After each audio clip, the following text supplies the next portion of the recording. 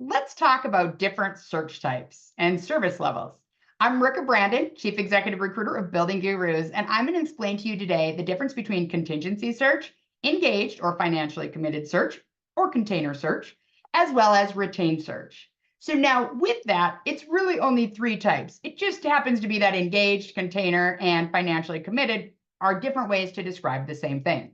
So let's talk first about contingency, because for a long time, that was the most common way that companies worked with third-party recruiters. In contingency is essentially the straight commission of recruiting. You sign an agreement saying you will pay a fee once the right person is found and you're ready to hire them, knowing that fee's attached. I spent many years, probably 15, working on a contingency basis or having a very small engagement fee paid. And that is common for inside sales positions and really lots of positions under $80,000.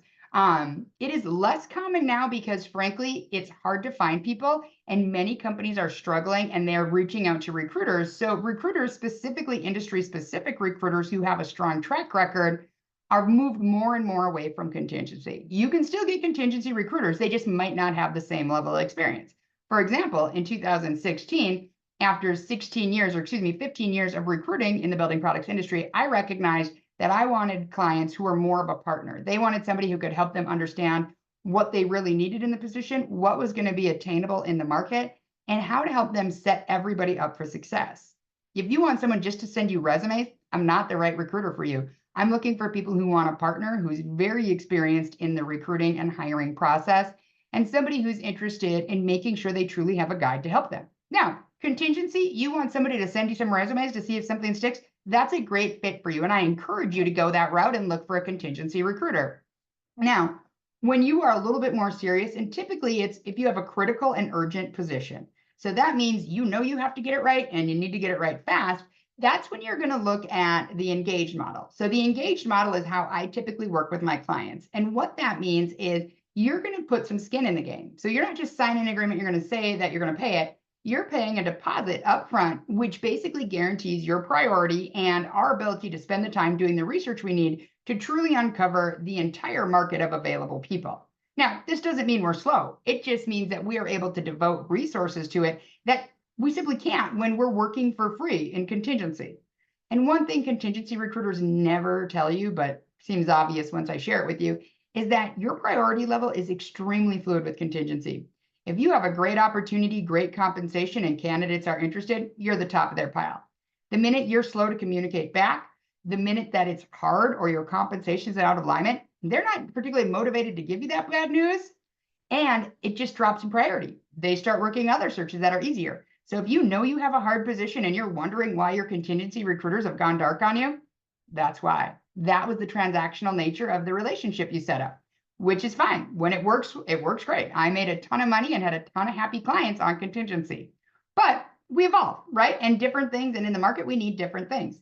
So with the engaged model, my clients pay a several $1,000s engagement fee to make sure they are top priority. I can only have a number of searches going on at once simply because of the white glove, high level service I provide for my engaged search clients. Now with this, they pay that deposit. It's non-refundable, but it is applied to your placement fee. So at the end of the day, when you're looking at that 25% placement fee off of their expected cash compensation, you can discount that deposit you paid simply because it's applied to that placement fee.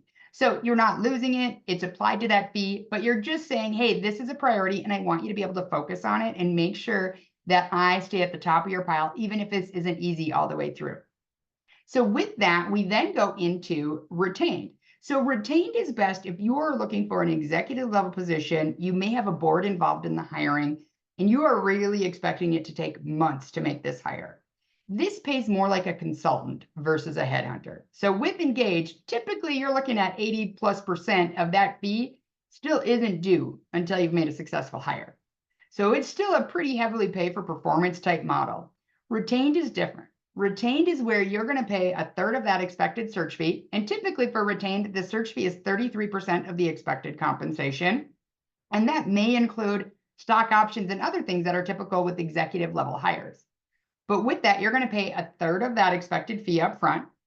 You're going to pay a third of it either upon the delivery of the first qualified candidate or maybe the first 3 qualified candidates or at a certain day. It might be 45 days into the search it's due, regardless of who's been delivered.